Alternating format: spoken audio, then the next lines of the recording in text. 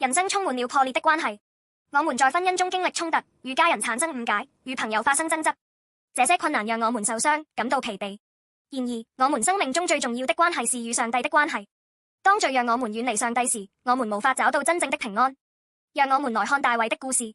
當拿八侮辱他時，大衛憤怒地決定報復，他的心受到了傷害，關係也破裂了。但上帝派遣拿八的妻子亞比該阻止了大衛。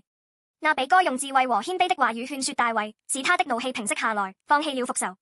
於是大衛讚美上帝，說：耶和華以色列的神是應當稱頌的，因他今日使你來迎接我。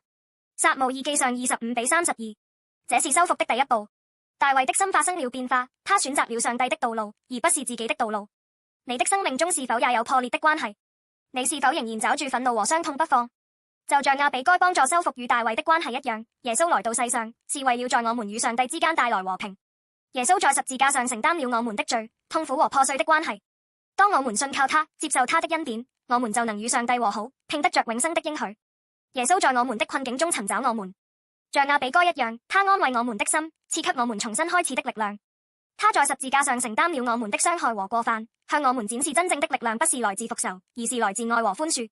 當我們放下怨恨，選擇寬恕，即使寬恕很困難，並相信上帝有更偉大的計劃，我們就能經歷他奇妙的恩典。無論你現在處於怎麼情況，停下來，接受耶穌的恩典。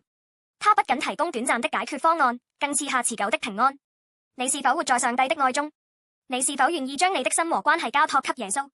今天把你的傷痛交給耶穌，信靠他的愛，活在他的恩典中，願你的一天充滿平安和感恩。